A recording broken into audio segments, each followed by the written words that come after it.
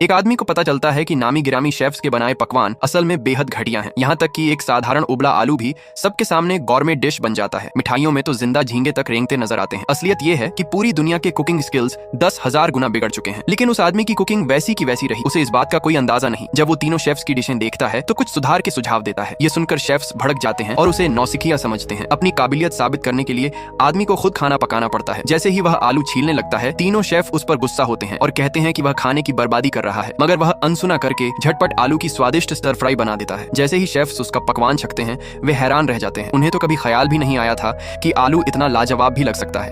Restaurant की मालकिन भी उसकी कला देखकर दंग रह जाती है और उसे एक कुकिंग प्रतियोगिता में भाग लेने का न्योता देती है। वादा करती है कि अगर वह जीता तो $10 मिलियन उसका होगा।